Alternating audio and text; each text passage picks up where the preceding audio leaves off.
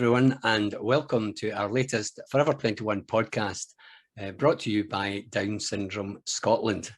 We are using these podcasts to introduce you to some of our members and to hear directly from them about what really matters to them. We hope you enjoy the podcasts, and if you do, please don't forget to follow us online, like our posts and share us widely. My name is Eddie McConnell and I'm the Chief Executive of Down Syndrome Scotland. And for today's podcast, I'm really excited to be joined by one of Scotland's newly appointed rapporteurs, the fearless Fiona Dawson. Hi, Hello. Fiona. Good to see you. How are you today? Yes, I'm good, thank you. And Good. how about yourself? I'm fine. I'm fighting a wee cold at the moment, but anyway, we'll get through that, I'm sure. Good. Good stuff. So listen, I'm really looking forward to our chat today, Fiona, and thank you for coming on. Likewise, me too. Good stuff. So listen, I guess a good place to start might be to ask you about your role as a rapporteur. I think I'm right in saying that you're one of 10 that were appointed by the Scottish Commission for people with learning disabilities. So tell us a wee bit about the role and what it is you're hoping to achieve, Fiona. Well, we are as rapporteurs, we are hoping to make change happen for Scotland, to make it a better place, make it more accessible. Try to improve people's lives for people with disabilities and learning disabilities. That's a fabulous ambition, and it's a tremendous achievement being one of the first appointed rapporteurs in Scotland, Fiona. And you know, I've had the privilege of being alongside you and taking part in these meetings with the rapporteurs and listening to your ideas coming forward. And I'd have to say you're a mighty force for good. And you're really determined to bring about change. And I love the title of the programme being called Include for Good. I just think that's brilliant. Yes, and Include for Good has been great. We've got a brilliant programme lead, and it's been wonderful. Great. And the rapporteurs, I think I'm right in saying, come from all over Scotland? Yes, all over across Scotland, here, there and everywhere. It's great, isn't it? And I think in the coming months, your plan is to meet with all the key decision makers in Scotland and the people who you often describe it as. Yes, very, very important people, very important leaders, decision makers, making sure we go to the right people. For example, like the Scottish Government and people like that, and so we can make change happen. It's brilliant, and you're absolutely determined to go to the people at the top, and I think that's great. And I don't think anything. Yeah, I think that it's going to be very, very interesting starting at the top, and I totally agree that we should start at the top. The way that I've always been taught is from the bottom and working way up. But I've always been taught like that. But I think with this time when we're starting at the very, very highest. It's great, isn't it? And I'm really looking forward to hearing how your conversations go with these big decision makers across Scotland and the people. You often talk about the people who hold power and control, and how keen you all are to get them to understand that they have a responsibility to make the changes. Yes, absolutely, because we are going to be so determined and so determined and so passionate to make this happen. It's great. I can hear the passion in your voice already, Fiona. And you've already identified 8 pillars of activity, you know, the 8 pillars for change, if you like, that you want to make happen. And some of them, they're an interesting mix, you know, so there were some that you'd expect to be there, like health and employment and education and transport. But there's some other interesting ones there, isn't there? The ones like... Yes, which is in media and culture, and getting the right support. Yeah, absolutely.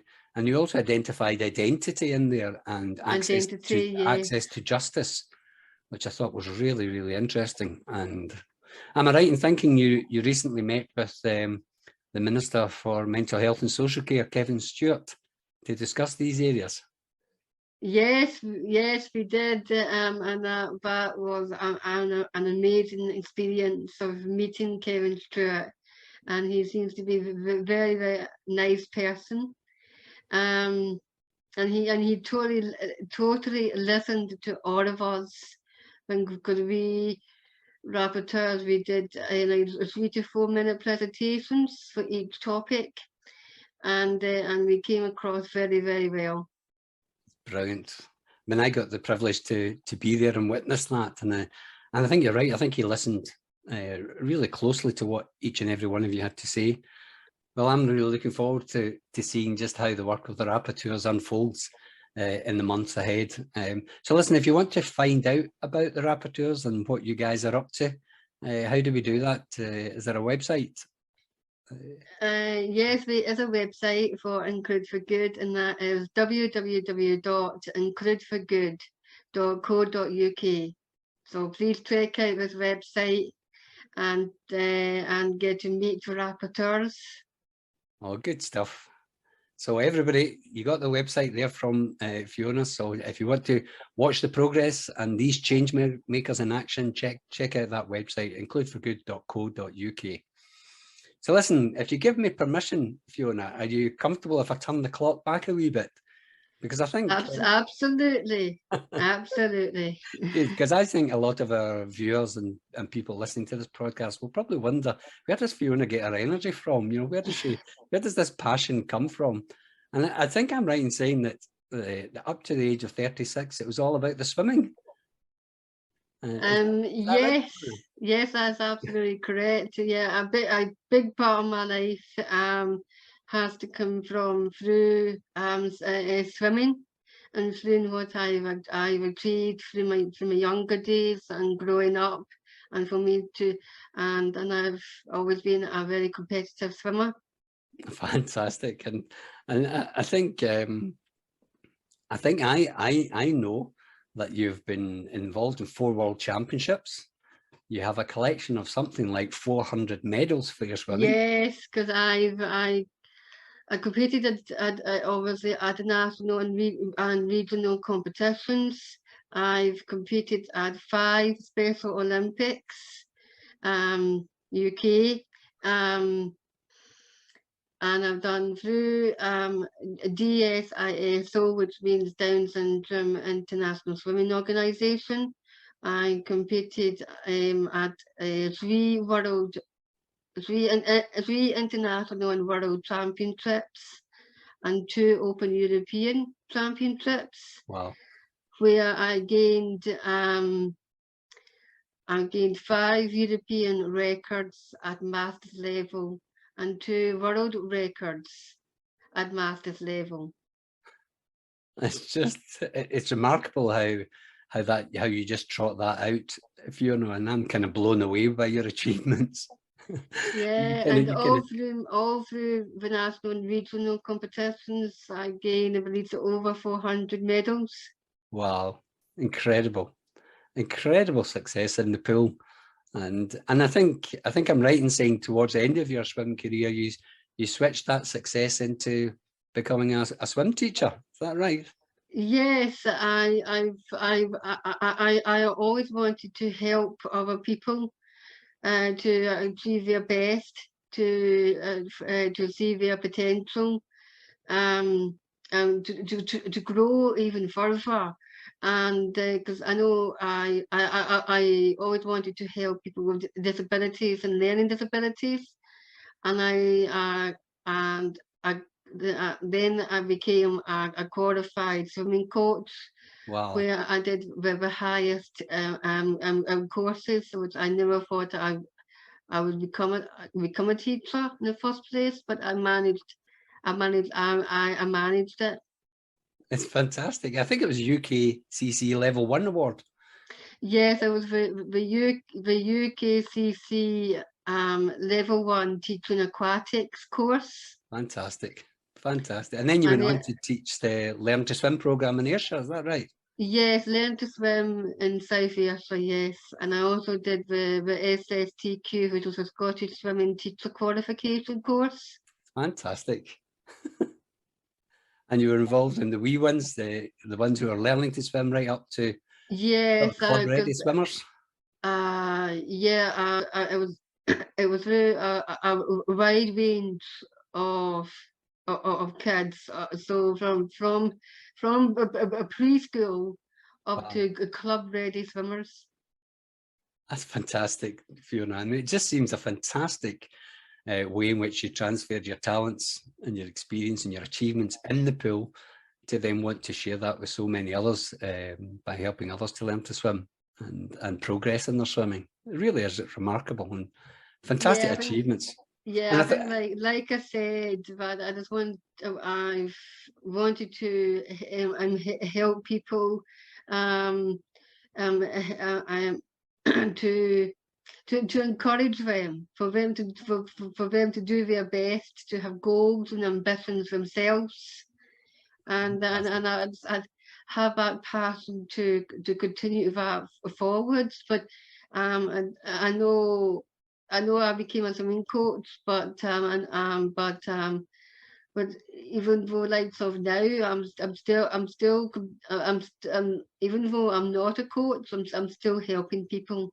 It's fantastic, and we're going to come on to that and hear a bit more about how you've turned your passion, your drive, and your energy from your swimming career and how you're using that today to shape a new career and a new direction for yourself. And I think it all kind of switched for you in 2017. You know, when on the one hand you won that National Sport Achievement Award in 2017 in recognition of your sporting achievements and the fact that you were a swim teacher. But it was also a year, it was a really busy year for you, I think. But it was a year in which you had a kind of personal revelation for yourself, didn't you? Yes, 2017 was a very, very busy year for me. It was also a year that you started to work really closely with SCLD. Yes, I did. I got involved with SCLD, where I won the Sport Achievement Award. Yeah. And at the first Scottish Learning Disability Awards night, and that was, I felt really privileged to achieve that award, because one of the swimming coaches I nominated for that award, and getting myself involved with SCLD has been brilliant. SCLD has been very, very understanding towards me. They've listened to me, and I get on well with them, and I've worked so hard with them, and I'm just so proud for what I've done. And that was the moment in 2017 where you've said to me that you discovered for the first time, really, probably for the first time in your life, you had a real appreciation of the fact that you have your own human rights. Yes, because all through my life, I've never been taught on human rights through like the school, college, and my growing up period. So when I got involved with SCLD in 2017, they've taught me a lot, and and that's where I learned on how to stand up for my human rights. It's fantastic, and we're going to hear a wee bit more about that. But the thing that astonishes me, Fiona, is just the amount of things that you've ploughed yourself into. So you had a really busy competitive swimming career, and now since 2017, you've hardly drawn breath, and you're involved in so many organisations and yes, and absolutely correct. Yes, I think all through my life growing up, I've always been on the go all the time. and I've always been a busy person. I know a few people have always told me that I'm always on demand, and yeah, I feel really happy for keeping myself busy like that, and just getting myself involved with different things, and I feel I'm in my happy place. It's great. It's great to hear that, Fiona.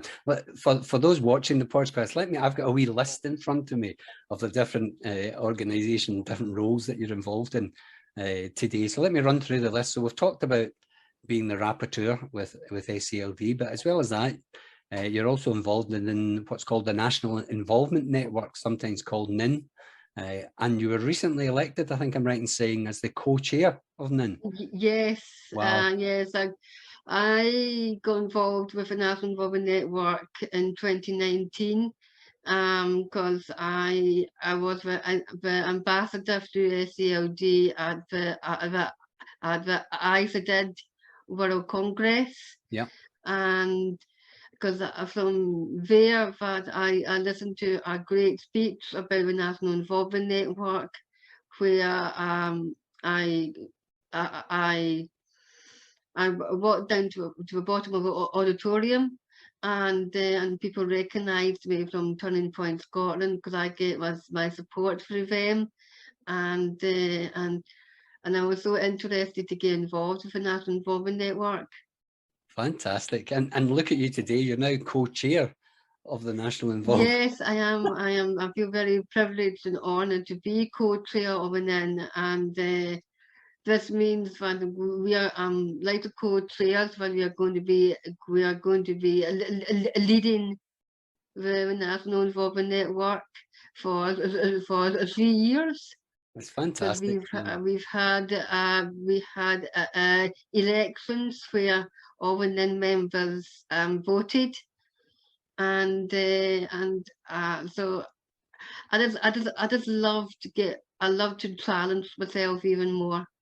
It's quite obvious. That's one of your driving forces. Is you love turning a challenge into an opportunity, Fiona. But listen, here's the other things that I've got in my list.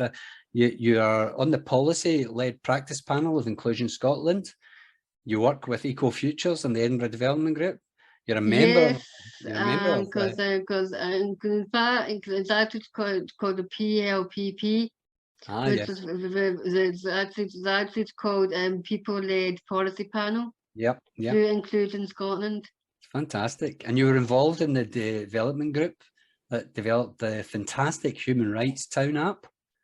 Yes. SALD. Yes, I'm involved with the Human Rights Town app development group, involved with the Human Rights Lived Experience group. That's right, the Scottish Government. Yeah. That's absolutely brilliant. And you're also a member of the Scottish Assembly, which I think meets every Friday. Every Friday morning, yes. Great. And locally, in your local area in South Ayrshire, you work with the Health and Social Care Partnership as a member. I do, yes. I'm involved with the League of Champions, and we've created a learning disability strategy for South Ayrshire. Fantastic. For 5 years. So on top of all those commitments, you also hold down 3 jobs. Yes, I do. Because my 3 jobs as a rapporteur for SALD. Yep. I'm an ARC Scotland associate, with that as through the National Involvement Network, and I work at Seafield Stores. I stack shelves and helping customers. Listen, Fiona, I don't know how you do it. I don't know how you juggle all those commitments, but obviously people really value you and what you have to say, and I think that's why you're in such demand. And long may it continue, Fiona. Long may it continue. Of course, yes, absolutely. Well, good. But listen, community is important to you. You know, in your local community, I've picked that up, is also important to you.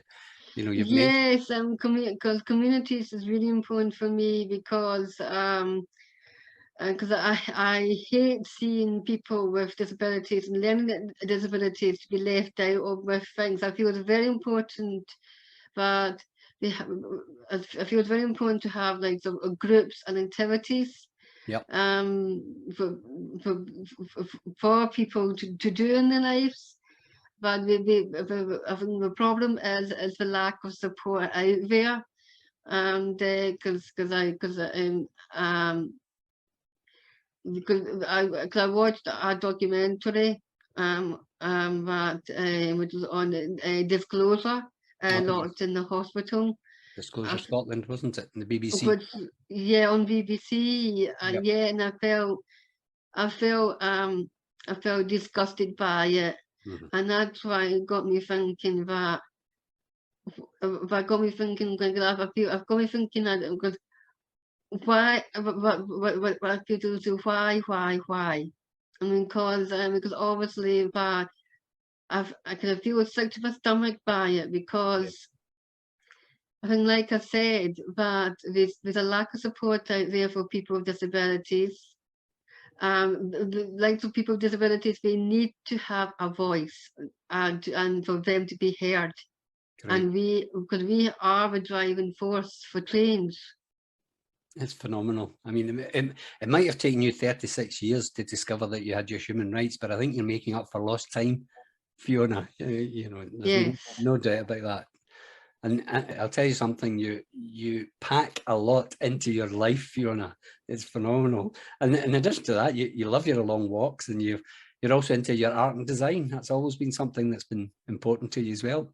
Yes, I've always loved my art and design since school days. Art has always been my favourite subject, and I've done different courses through college with my art, and I did try and did a higher level course. Unfortunately, we didn't have additional support for me, and so I had to drop down a course. I think back then, but I didn't know about human rights until I joined SALD. I bet you would have changed things if you'd known about your human rights. But the great thing is you're spreading that message to so many people now, so that they can have the opportunity, all the opportunities that they properly deserve, because it is, as you say, it is about their human rights. It is, yes. It's very, very important to have choice, flexibility and control in their lives. Fantastic. For them to have a voice and to be heard. Great, Fiona. My goodness. Listen, it's been a real privilege and an absolute inspiration, Fiona. It's been a real privilege chatting to you this afternoon. And I introduced you at the top of the podcast as the fearless Fiona Dawson, but now I'm going to introduce you as Fiona Dawson, human rights defender. I think that's the title you should have. Yes, absolutely. Yes.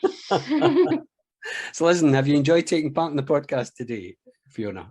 Yes, really, really enjoyed being part of a podcast. I loved it very much, and very, very worthwhile for me. And have you any final words of wisdom you want to share with us, Fiona? I would like to share that because I would like to say I know the pandemic has been really, really hard for people, which is understandable, and I know a lot of people are scared to open up to us, and because I did an online course called Our Future Leaders. That's given me a very good insight to everyday life. It's given me an opportunity after opportunity for me with different organizations, of which I have mentioned before. So, and also also a big part of me too was through my drama group Centre Stage. This is where I discovered that but I do have a voice, but I used to be a very shy person, and being part of of activities and classes is so important for our mental health, and having things to do in our lives. Listen, we're very fortunate to have you as part of Down Syndrome Scotland's community, and it's great that you're a life member with us, Fiona. So listen, I've really enjoyed talking to you today. I found it a really absorbing chat. I've realised that I could go on talking to you for several hours. But because there's so much you want to share about your yes, of course, because I've always loved sharing my life experiences to everyone out there. It's great, Fiona, and I just love that way you look at everything as a challenge, and you look at challenge as an opportunity, which is just fabulous about you. So listen, thank you for coming on to the call today, and thank you for taking part in the Forever 21 podcast. No problem at all. Thank you very much, Eddie. Thank you. Now, listen, if you want to know more about the work of Down Syndrome Scotland and what we do, then please contact us. Our contact details are on display at the end of the podcast. And if you enjoyed our podcast, then please don't forget to follow us online and to feel free to share the podcast widely. And if you're in a position to support our work with a donation, please use the links at the end of the podcast. We would be really grateful. So all that remains for me to do is to thank the fearless Fiona Dawson, human rights defender, for taking part in this podcast. Thank you, Fiona. And to let you all know that we have another Forever 21 podcast coming to you very soon, courtesy of Down Syndrome Scotland. Thank you for watching us today, and have a great day, everyone. So from Fiona and from me, bye for now.